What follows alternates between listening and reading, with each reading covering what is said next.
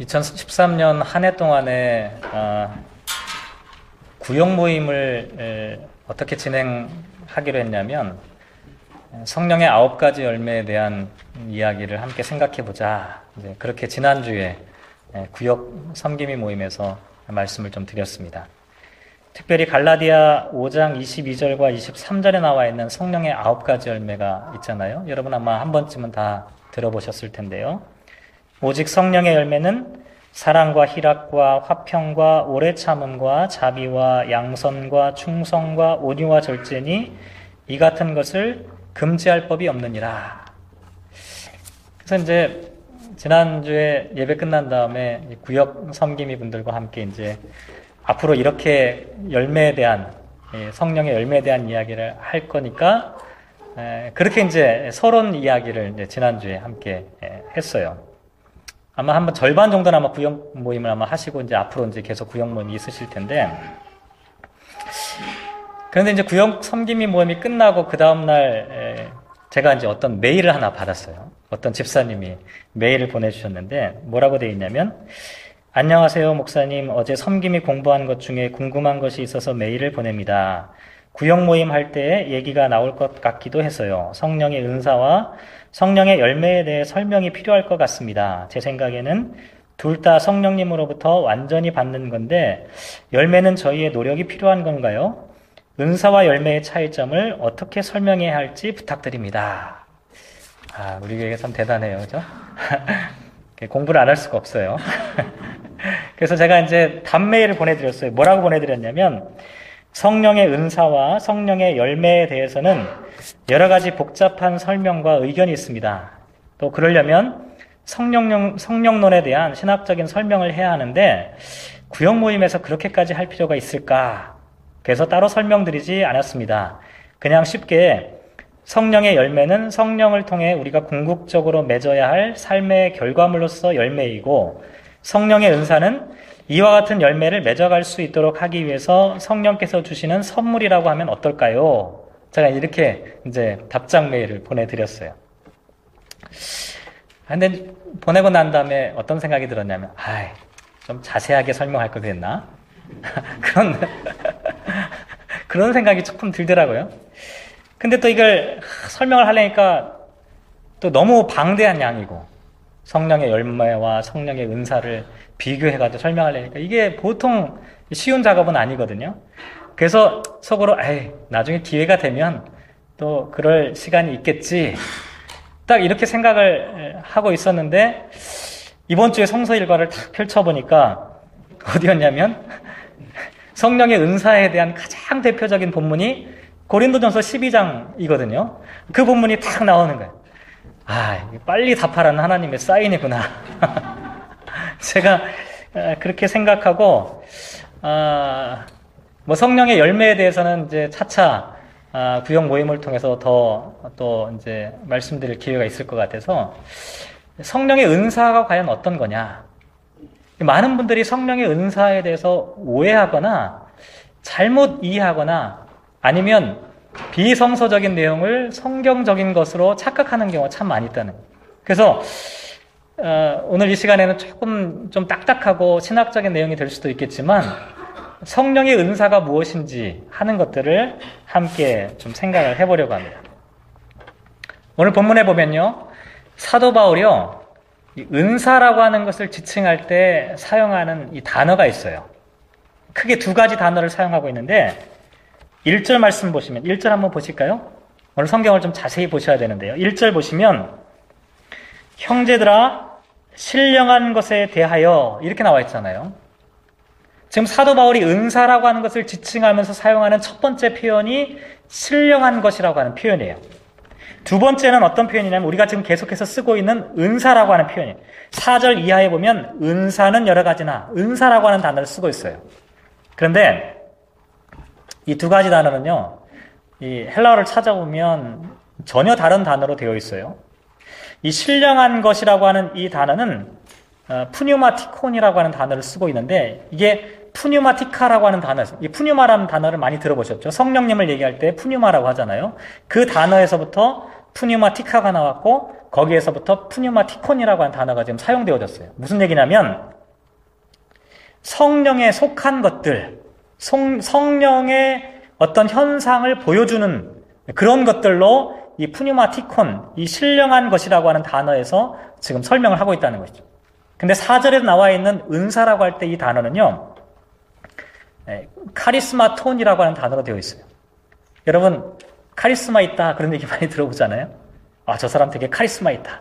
사실은 뭔가 권위가 있고 어떤 이 파워풀한 능력이 있다 그런 게 아니라 이 카리스마라고 하는 단어는 뭐냐면 은혜, 선물이라고 하는 의미를 갖고 있어요. 거기서부터 이 단어가 비롯되어졌어요. 은사라고 하는 것은요, 선물이다 라고 하는 의미에서 카리스마 타콘이라고 하는 단어를 쓰고 있다는 것이죠. 근데 참 묘하게도 사도 바울은요, 이 중요한 단어를 쓸 때 아주 의도적으로 의미를 담고 그 단어를 사용하고 있어요. 오늘 본문에서도요, 이 두 가지 단어가 있어요. 이 푸뉴마티콘이라고 하는 단어가 있고 이 카리스마톤이라고 하는 단어가 있는데 사도 바울은 자기의 신학적인 논지를 전개하는 과정에서는요, 첫 번째 단어, 이 푸뉴마티콘이라고 하는 단어는 사용하지 않고 두 번째 단어만 사용하고 있어요. 이게 참 중요한 이 포인트예요. 사도 바울이 당신들은 푸뉴마티콘이라고 하는 그런 것들을 나는 이 카리스마톤이라고 하는 단어로 쓰겠다. 이렇게 지금 이야기를 전개하고 있다는 것이죠. 왜 이렇게 지금 요 단어를, 이 선물이라고 하는 의미의 이 단어를 왜 강조해서 지금 사용하고 있냐면 사도 바울이 은사에 대해서 사람들이 오해하고 있기 때문에 그래요. 왜 그러냐면 흔히 이렇게 생각하기 쉽다는 거예요. 은사를 행하는 주체는 나이고 내가 어떤 은사를 행하면 그러면 성령님께서 거기에 나타나신다라고 사람들이 생각한다는 거예요. 자칫하면 내가 주인공이 되고 성령님께서는 들러리를 서는 것처럼 되기가 쉽다는 거예요. 좀 더 쉬운 예를 한번 말씀을 드려볼게요. 한국에는 가끔 그런 집회가 있어요. 어떤 집회냐면 은사 집회라고 이름 붙이는 그런 집회들이 좀 있어요. 혹시 가보신 분들, 저도 예전에는 좀 많이 다녀봤는데 저도 은사를 사모하느라고 그런 집회가 있는데요. 그런 집회를 가보면 막 좀 약간 시끄럽죠. 우리 교회하고 정반대예요. 약간 시끄럽고 북적북적하고 그리고 거기 가면 막 여러 가지 막 사건들이 막 일어나요. 그죠? 뭐 방언하는 건 기본이고 뭐 예언도 하고 뭐 치유하고 뭐 이런 막 여러 가지 기적적인 사건들이 막 일어나요. 그런 신유 집회를 딱 보면 와, 성령님이 정말 함께 하시는구나 라고 하는 것을 사람들이 막 금방 확 느끼게 돼요. 근데 문제는 뭐냐면 성령님께서 함께 하신다고 해서 모든 집회가 그와 같은 성격을 띠는 것은 아니라는 사실이에요. 제가 잘 말씀드릴게요. 성령님의 역사는요, 아주 다양한 형태로 나타나게 되어 있어요. 인간이 어떤 성령님의 나타나시는 형태를요, 제한할 수가 없어요. 성령님께서는 침묵 가운데서도, 찬잔한 가운데서도 성령님께서 나타나실 수 있어요. 성령님의 존재를 드러내실 수가 있어요. 어떤 기적적인 현상 속에서만 성령님의 역사가 나타나는 것이 아니라는 거예요. 근데 사람들이 어떻게 생각하기 시작하냐면 그런 은사 집회나 그런 것들을 막 이렇게 접하다 보면 은사가 있는 곳에 성령님의 나타나심이 반드시 있다. 은사가 있어야 된다라고 생각하는 거예요. 나중에는 성령님께서 나타나심으로 인해서 은사가 나타나는 것이 아니라 은사를 강조하기 시작하는 거예요. 은사가 있으면 그 집회는 성공한 거예요. 성령님의 중심의 그런 집회가 아니라 은사 중심의 성령님께서 거기에 들러리를 서는 듯한 그런 집회를 하게 된다는 거죠. 이게 잘못되기 쉬운 그와 같은 모습의 한 단면이라고 말씀을 드릴 수가 있습니다. 근데요, 이게 오늘날 한국 교회에서만 있는 현상이 아니라 이 초대교회에도 이런 현상들이 있었다는 거죠. 가장 대표적인 교회가 어디냐면 고린도 교회예요. 고린도 교회가 은사 집회를 좋아하는 교회였어요. 고린도 교회는 약간 시끄러운 교회였어요. 고린도 교회는 열광적인 교회였어요. 왜냐하면 오늘 본문 2절 말씀을 보시면 2절 같이 한번 읽어볼까요? 2절 말씀 같이 읽어보죠. 시작. 너희도 알거니와 너희가 이방인으로 있을 때에 말 못하는 우상에게로 끄는 그대로 끌려갔느니라. 이게 이제 어떤 표현이냐면 고린도 교회 성도들이 예수 그리스도를 믿고 신앙인이 되기 전에는 어땠냐면 마구 끌려다니는 사람, 우상에게로 막 이끌려 다니는 사람이었는데, 다시 말씀드리면 고린도 교회 사람들은 뭔가 신비적인 것들을 막 추구하는 사람들이었어요. 뭔가 신기한 것이 있으면 거기에 혹하는 사람들이었어요. 나중에 그런데 기독교인이 된 다음에 여전히 그런 경향성들이 이 사람들에게 남아 있었다는 거예요. 그래서요, 다른 교회와 비교해 봤을 때 초대교회 중에서 고린도 교회는요, 막 은사가 막 복잡복잡했어요. 고린도 교회는요, 수많은 은사들이 이 고린도 교회 안에 가득 차 있었어요. 그런데 그 은사로 인해서 교회가 분열과 갈등을 겪게 되었어요. 심지어는 뭐 어떤 신학자들은 그런 얘기예요. 예언파와 성령파가, 예언파와 방언파가 나눠져 가지고 서로 갈등하다가 교회를 쪼개기까지 할 그런 지경까지 이르렀다. 뭐 이렇게 얘기를 하는데요. 사도 바울이 고린도 교회의 상황을, 이와 같은 상황을 잘 알고 있었어요. 은사라고 하는 것이 성령님께서 나타나시는 현상, 성령님께서 보여주시는 현상인 것은 분명하지만 은사라고 하는 단어를 사용할 때 그 측면보다는 하나님께서 우리에게 선물로 주셨다라고 하는 것을 의도적으로 지금 사도 바울은 강조하고 있다는 것이죠. 그러면 왜 이게 중요하냐? 오늘 보면 11절 말씀해 보면 사도 바울이 강조하는 표현이 아주 잘 정리되어 있는 것이 11절인데요. 11절 말씀 한번 읽어볼게요. 11절 함께 읽겠습니다. 시작. 이 모든 일은 같은 한 성령이 행하사 그의 뜻대로 각 사람에게 나누어 주는 것이다. 이게 사도 바울이 정의하는 은사에 대해서 가장 잘 정리하고 요약한 가장 본질적인 내용들이 그 안에 잘 담겨져 있어요. 은사는 뭐냐? 한 성령님께서 그의 뜻대로 각 사람에게 나눠주셨다. 물론 그 다음에 좀 넘어가 보면 14장 1절 같은 데 보면 사랑을 추구하며 신령한 것들을 사모하되 특별히 예언을 하려고 하라, 이런 말씀이 있기는 해요.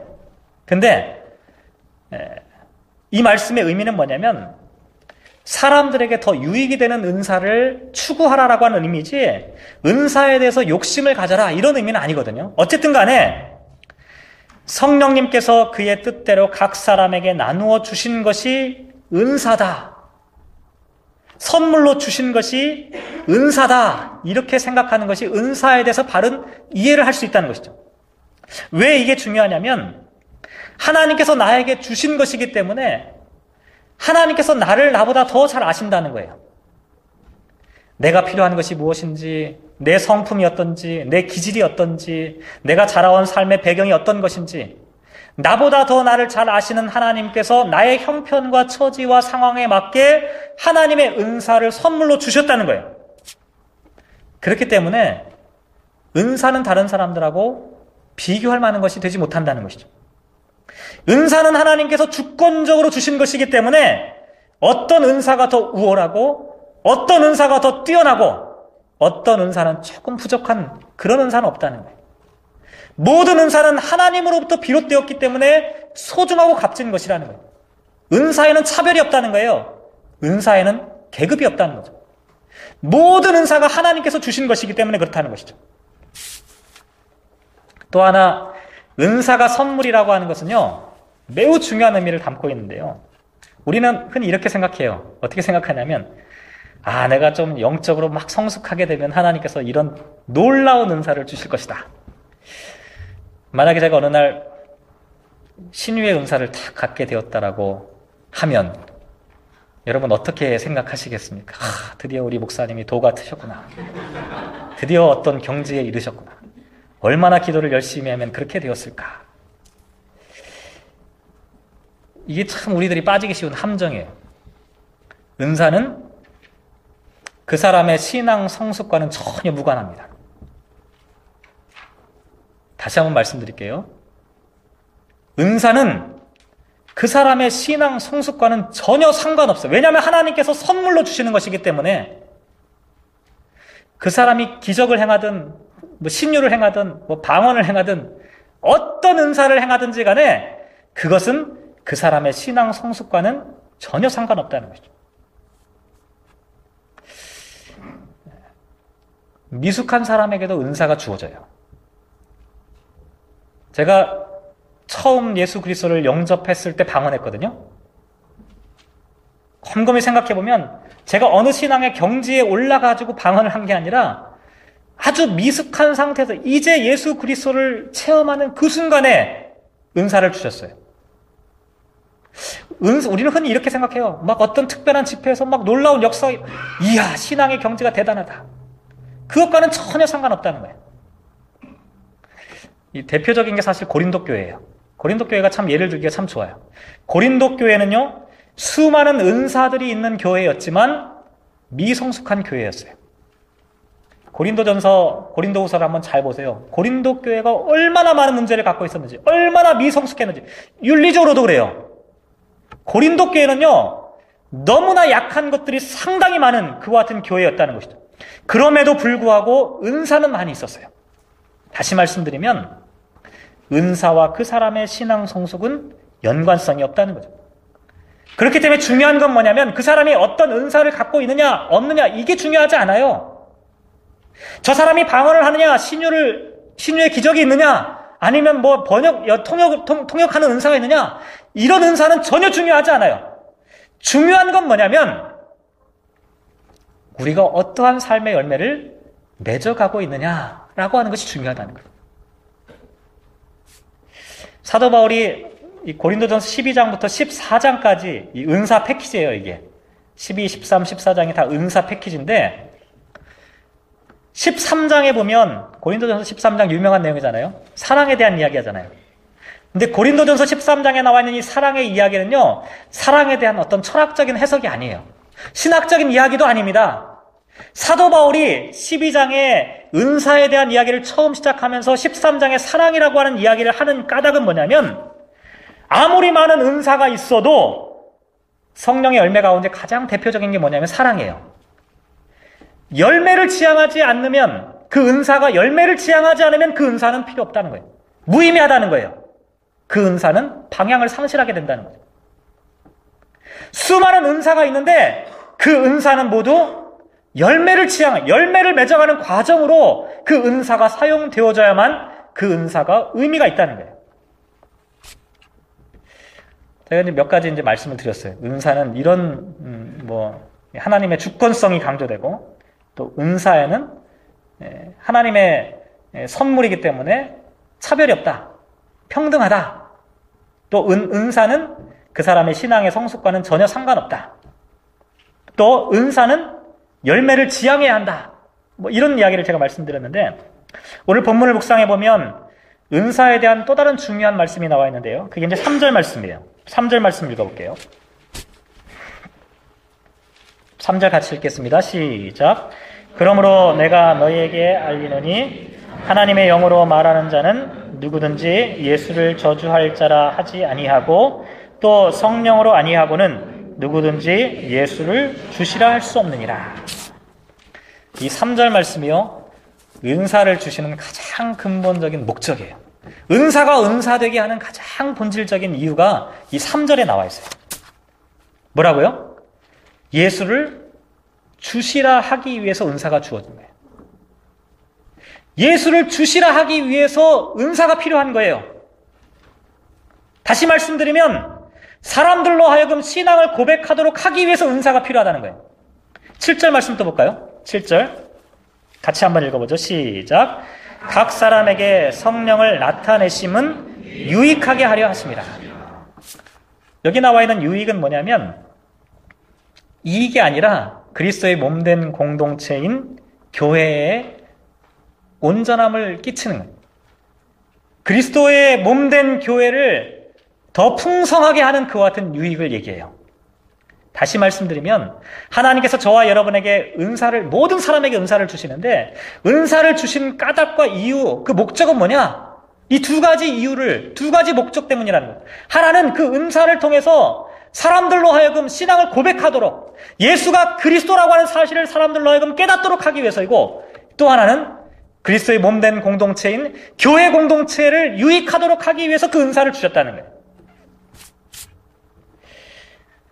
만약에 우리가 어떤 은사가 있다고 하는데,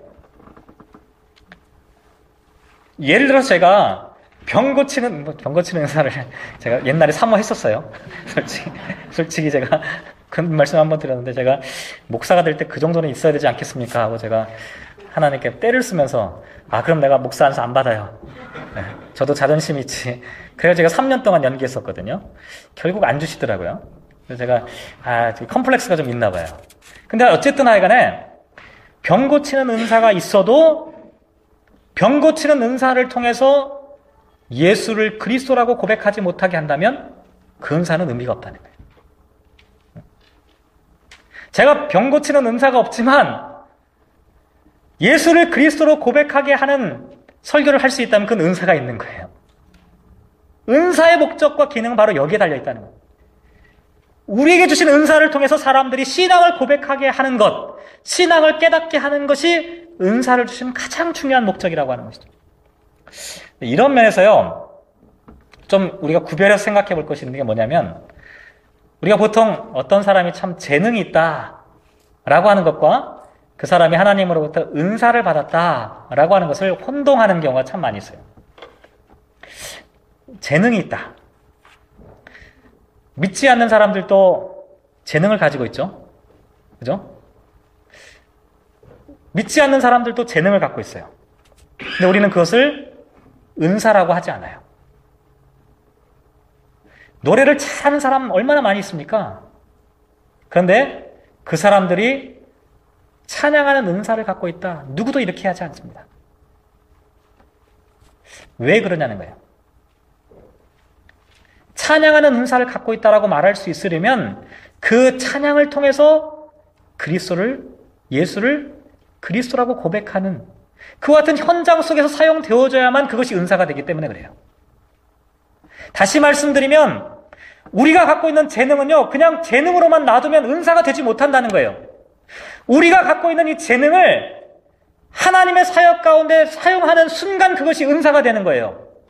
그냥 내가 갖고 있으면 그것은 재능에 불과해요. 세상 사람들이 갖고 있는 재능과 별반 다르지 않아요. 그렇다고 해서 내가 그럼 교회 다니면 내가 갖고 있는 재능이 은사가 됩니까? 그것도 아니에요. 교회를 다녀도 그 재능을 하나님께서 기뻐하시는 신앙을 고백하게 하는 그 현장 가운데서 사용되어지고 그리스도의 몸된 교회 공동체를 유익하게 하는데 사용되지 않으면 그것은 그냥 그 사람의 재능일 뿐이에요.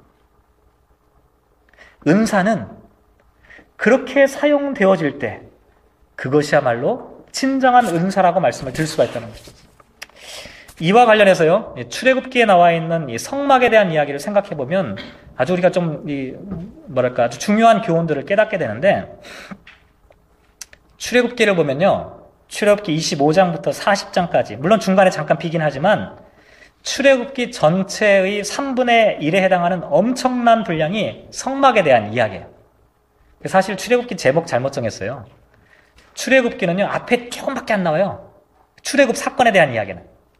그리고 가장 많은 이야기는 광야에서 계명을 체결하면서, 언약을 체결하면서 계명을 받고 그 다음에 성막을 어떻게 지을 것이냐에 대한 그 말씀을 받는 것이 가장 많아요. 왜 이렇게 이스라엘 백성들에게 성막에 대한 말씀을 가장 많이 하고 있냐면, 그 성막이라고 하는 것이 하나님과 이스라엘 백성들 사이에 가장 중요한 신앙의 원리를 말씀하고 있기 때문에 그래요.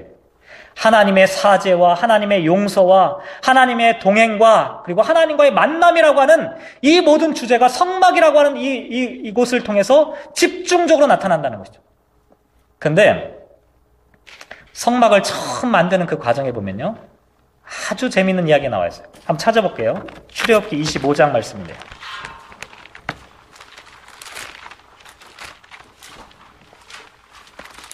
출애굽기 25장 조금 길지만요, 1절부터 9절까지 한번 읽어볼게요. 119페이지, 제 성경으로 119페이지에 있는데요. 출애굽기 25장 1절부터 9절까지 말씀 우리 같이 한번 읽어볼게요. 시작.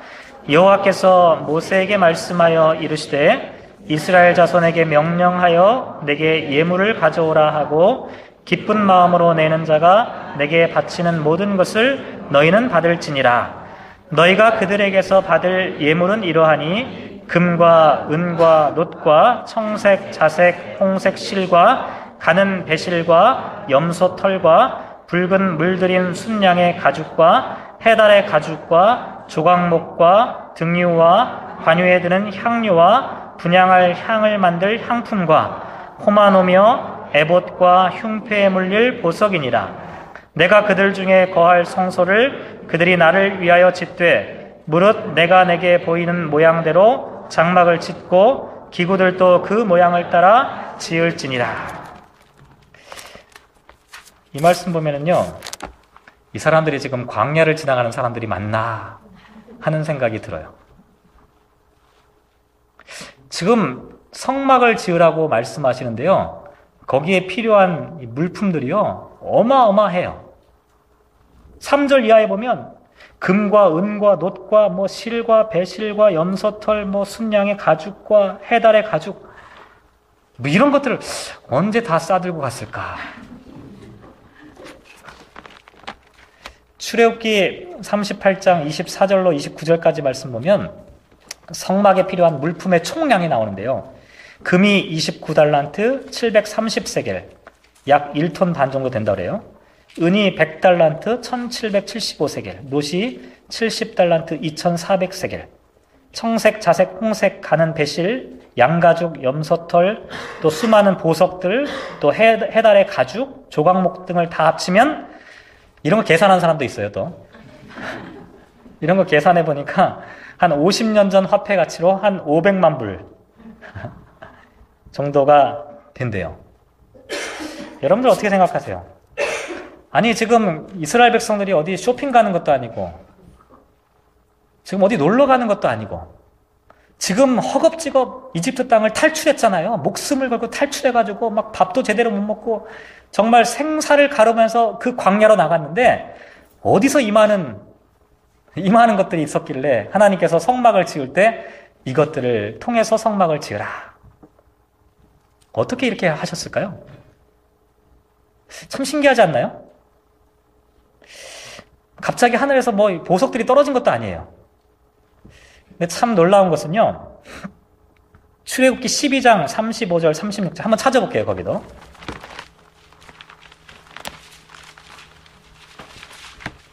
출애굽기 12장 35절과 36절 같이 한번 읽어볼게요. 시작.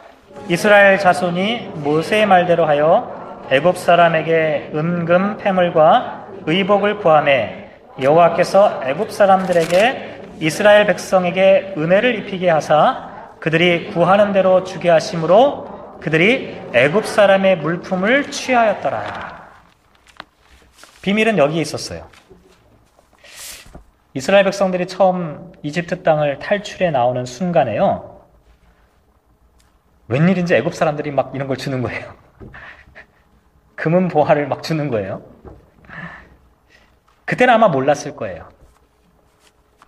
하나님께서는 이스라엘 백성들이 탈출하는 순간부터 성막의 재료를 이스라엘 백성들 모두에게 배분해 주셨다는 것이죠. 그리고 이스라엘 백성들이 광야에서 하나님과 언약을 체결한 순간에 성막을 지키게 하시고 그 성막의 재료는 그들이 탈출할 때 가지고 나왔던 그것들을 통해서 지키게 하셨다는 것이죠. 이스라엘 백성들이 원래부터 자기가 갖고 있던 것들을 갖고 성막을 지은 것이 아니라 하나님께서 먼저 이스라엘 백성들에게 다 나누어 주셨어요. 그런 다음에 그 나누어 주신 것을 다시 하나님께 드려서 성막을 짓도록 하셨다는 것이죠. 저는 이런 점에서 은사를 통해 교회 공동체를 세우는 것과 성막을 세우는 모습이 아주 닮아있다. 제가 이런 생각들을 해보게 되었어요. 근데 여기서 한 가지 더 생각할 것은 뭐냐면 기쁜 마음으로 내는 것만을 받게 하셨다는 거예요. 출애굽기 35장 5절 말씀에도 보면 너희의 소유물 중에서 너희는 여호와께 드릴 것을 택하되 마음에 원하는 자 이렇게 나와 있어요. 마음에 원하는 자. 또 출애굽기 35장 21절 말씀을 보면요, 마음이 감동된 모든 자의 모든 자와 자원하는 모든 자가 와서 회막을 지으라. 이렇게 나와 있습니다. 기쁜 마음, 마음에 원하는 자, 마음이 감동된 자, 자원하는 자, 이렇게 하나님께 드려진 것들만이 성막의 재료가 되었다는 것이죠. 한번 이야기를 정리해 볼게요. 이스라엘 백성들이 광야에서 성막을 짓기 위해서요, 수많은 재료가 필요했어요. 그런데 하나님께서는 이미 그들이 출애굽하는 그 순간에 그 재료들을 다 나눠주셨어요. 그런데 성막을 지을 그때가 되니까 하나님께서 뭐라고 말씀하셨냐면, 자원하는 마음으로, 기쁜 마음으로, 감격과 감사가 있는 상태로 드리는 그 예물만이 성막의 재료가 된다. 이렇게 말씀하셨다는 것이죠. 기쁨과 자원하는 마음으로 드려진 그 재료들이 성막의 진정한 재료가 되었다는 것이죠. 마찬가지예요. 하나님께서 저와 여러분 모두에게 다 재능을 주셨어요. 다 재능을 주셨어요. 내 것이 아니라 하나님이 다 재능을, 예수 믿기 전에부터 다 재능을 주셨어요. 그런데 그 재능이 저절로 은사가 되는 것이 아니라 신앙 공동체를 위해서 자원하는 마음으로 드려질 때, 내가 갖고 있는 이 재능을 하나님께 드려서 하나님의 성막을 세우는 데 사용하게 될 때, 그때 그것이 은사가 된다는 거예요. 성막의 재료, 처음부터 거룩하게 구별된 것이 아니었어요. 처음에는 가장 세속적인 것이었어요. 돈이 세속적이지 않나요? 세속적인 것이었어요.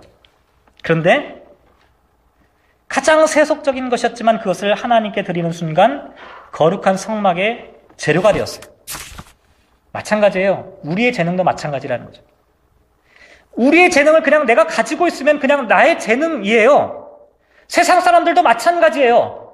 그런데 내가 갖고 있는 이 재능을 기쁜 마음으로, 자원하는 마음으로, 감격과 감사하는 마음으로 이스라엘 백성들이 광야에서 성막을 짓기 위해서 하나님 앞에 드렸던 것과 같이 나의 재능을 내 것이 아니라 하나님이 나에게 주신 선물이라고 고백하며 그것을 하나님께 드릴 때 그것이 은사가 되었다는 것이죠.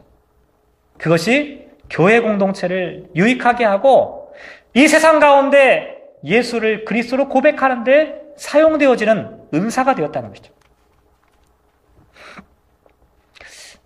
오늘 좀 설교가 길긴 한데요.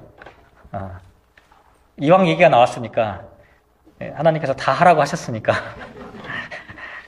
은사에 대해서 한 가지만 더 말씀을 드리면, 4절부터 6절까지 말씀을 쭉 보면요, 오늘 본문이에요.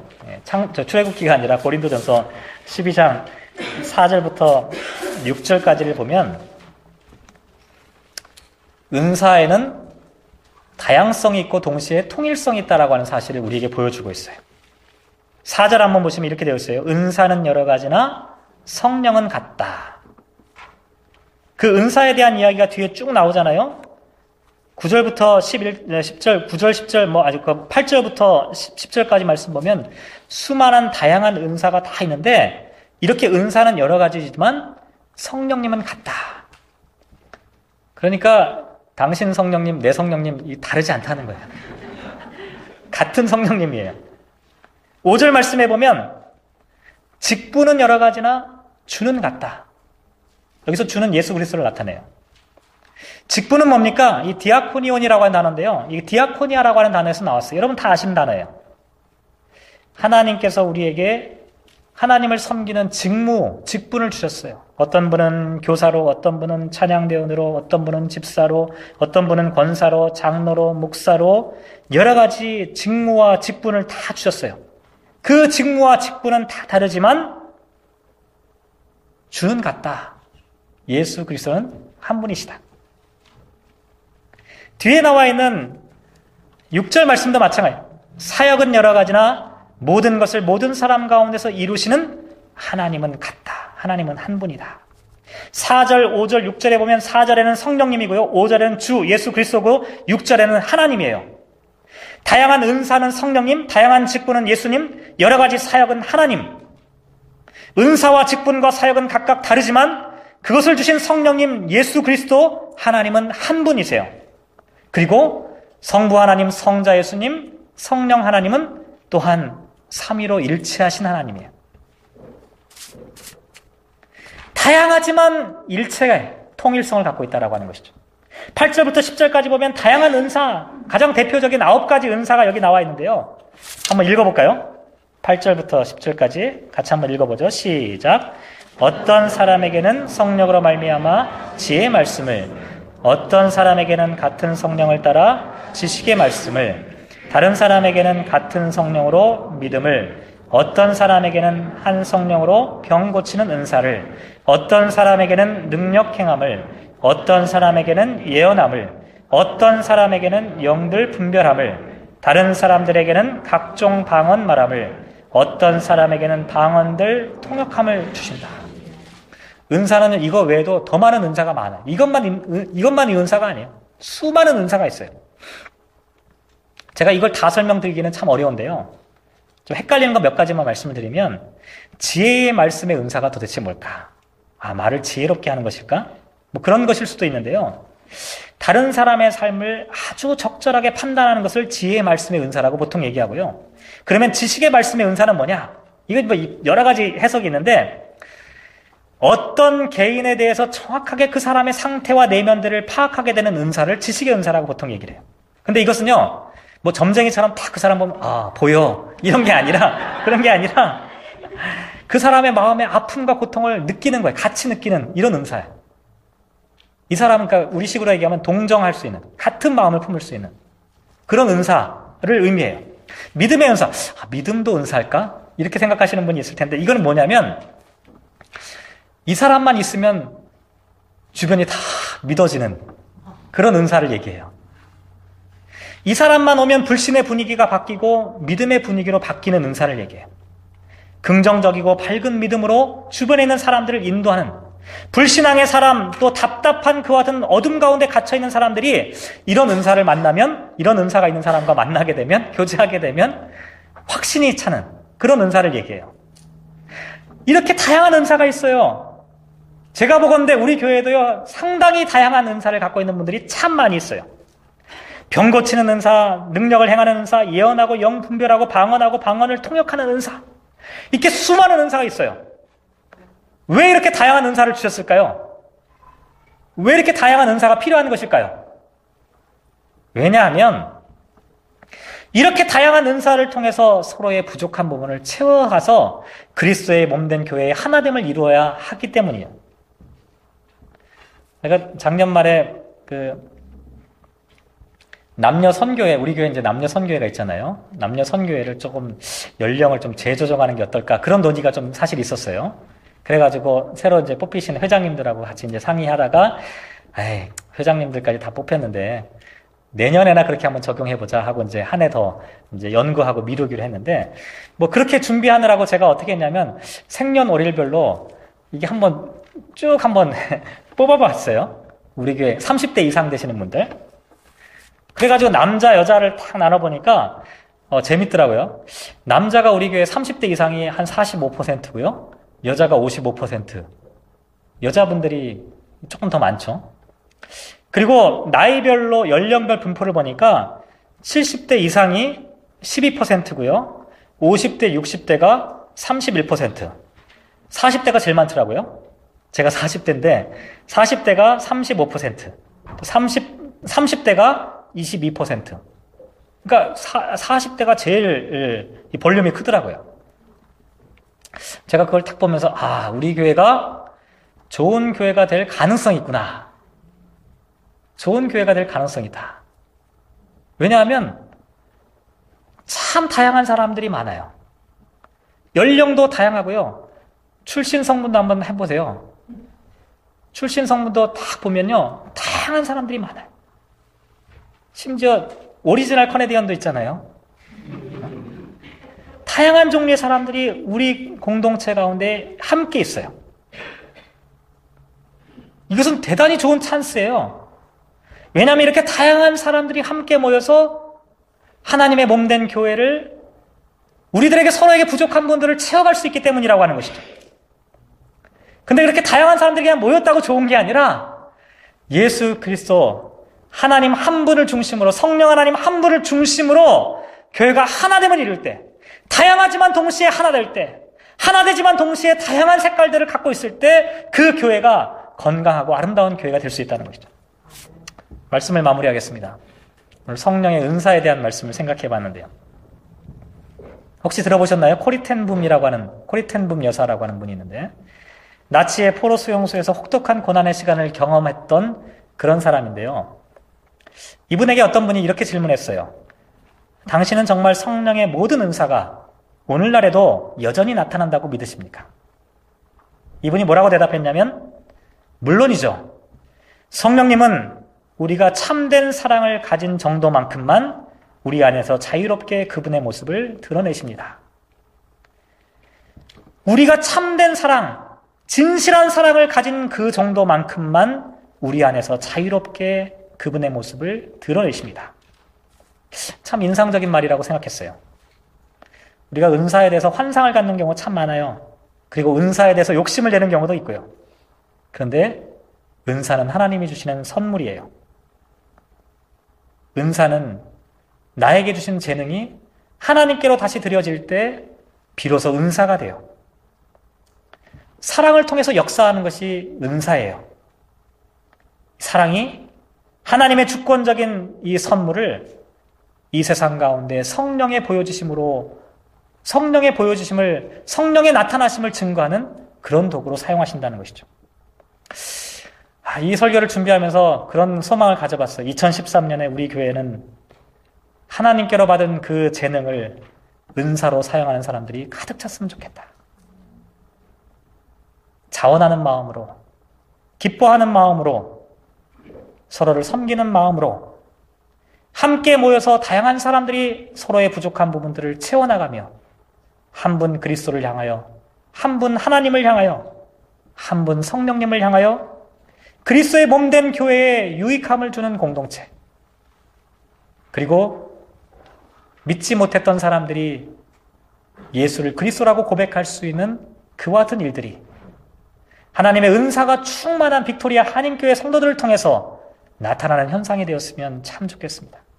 2013년 다함이 없는 하나님의 충만, 다함이 없는 성령님의 은사가 충만한 저와 여러분의 삶이 되시기를 주님의 이름으로 기원합니다. 기도하겠습니다.